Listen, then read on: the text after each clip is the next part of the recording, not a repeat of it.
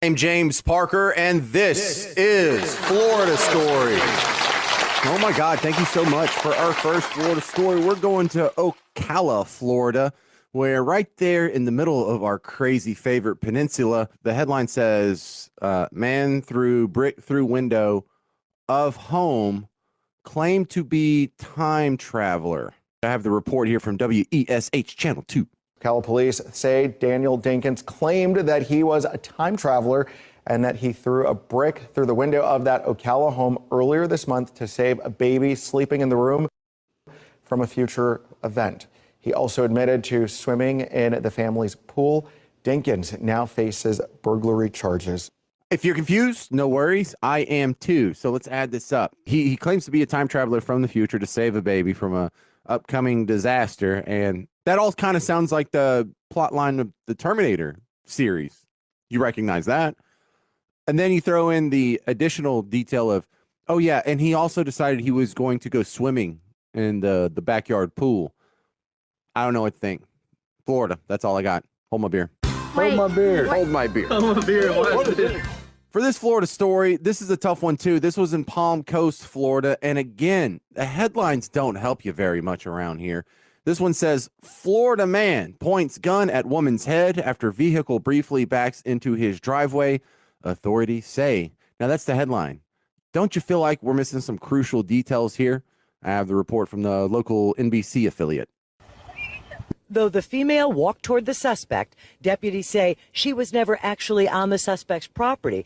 Instead, they say Vetch went toward her, pulled a gun out of his pocket, and pointed it at her head. Man, I think we can all agree that this Florida man is wound up a little too tight. Someone backed into your driveway for like 5 seconds just to turn around. Hold my beer. Hold my beer. Hold my beer. What is it? For our next Florida story, we're going to go to Volusia Beach.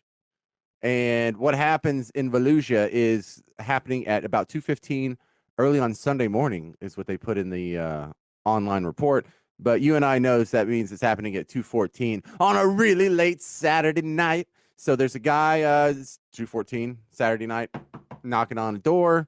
Okay, well, that's not cool. We're not expecting anybody. So there's someone at the front door, baby. Go check it out. Who is it? Do you know who it is? No, I don't know who it is. Who is it? I don't know, but he's naked. That's right. Naked. So we call the cops. And at 2:15, the cops get a call. Hey, there's a naked dude on our front porch asking us to let us in, and we don't want to let him in because we don't know him, and we're not especially fond of naked male strangers. And so the cops show up, grab him. Dude, what are you doing? You just run around naked at 2:15 in the morning? Yeah. Well, so they do some great cop work, and it turns out, hey, you know, about 6 blocks away, where some random truck had crashed into a telephone pole and then it was abandoned, that was his. And so what we have now here is a Florida man. We can piece this all together, except I don't know. I still feel like I'm missing details. So let me get this straight. At some point, this guy gets really drunk, crashes his truck. He failed a breathalyzer, by the way. Gets really drunk, crashes his truck, and then 6 blocks away, he's knocking on the front door of a random house and he's butt naked. So did he just walk 6 blocks naked? Was he naked when he crashed the truck? So I don't know. I don't know what to think of that, because why would a guy be driving around at 2:15 in the morning butt naked?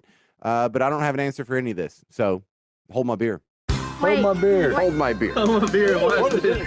For our next Florida story, we're going to unincorporated Pinellas County, where we have there's a party going on. There was a married couple. Let me read you just a little bit from the arrest report from our Florida woman hero here. It says both the defendant and victim were intoxicated.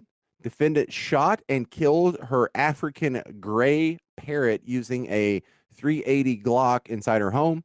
Both victim and defendant walked outside and pushed each other. Then defendant sprayed victim with water using a spray bottle. Witness saw this crime occur and filed a written witness statement. Defendant denied committing this crime. So what that report means in regular everyday language, and not just, hey, drunk people in Florida getting arrested language, is what we have here is a she's 62-year-old woman. She was arrested for domestic battery for pushing her husband, but also she shot her parrot.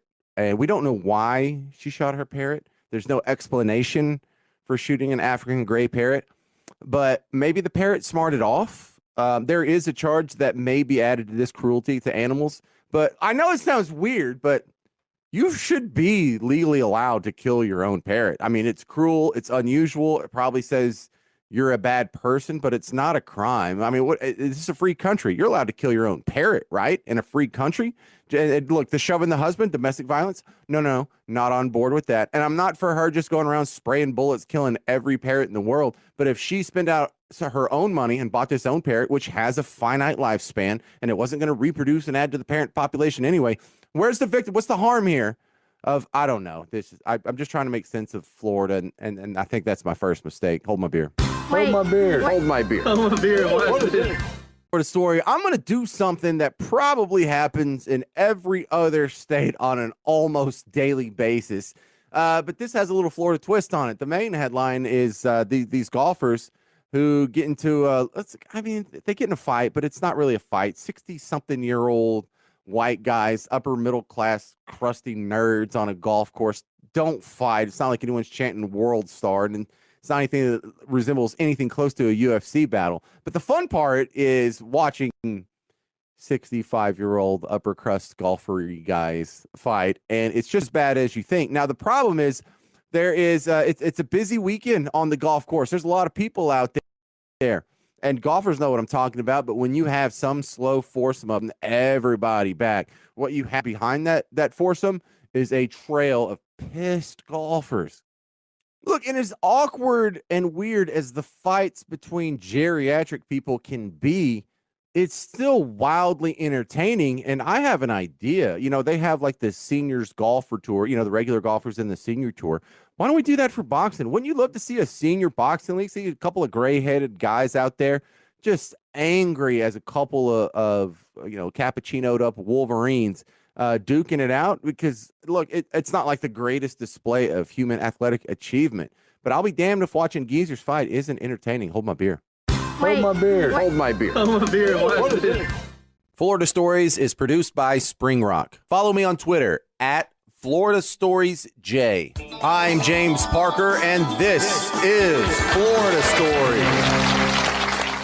James Parker here. I've been working with Dwayne Stein on the radio version of Mortgage Gumbo for years, and then a couple of years ago, I actually needed a mortgage. Me and my wife were moving to another state, and this was complicated. I'm a self-employed guy, so I like to, for tax purposes, have my income as low as possible. So does that hurt me qualifying? Wife is quitting her job and taking a new job. We're selling an existing house while at the same time buying a new house. All kinds of complications. And Dwayne's not just full of hot air on the radio show. He took the reins, took care of it for me, got all my paperwork. Him and Sam teamed up, and if there was a request for more info, they usually jumped on it before I even saw the email. Someone, I'm not going to name any names, but one of our realtors missed something in the paperwork, and Dwayne caught it. I'm not making this up just to make a good commercial. He's legit. So if you're buying, you need a refi, reverse, anything like that, call Dwayne Stein at Mortgage Gumbo.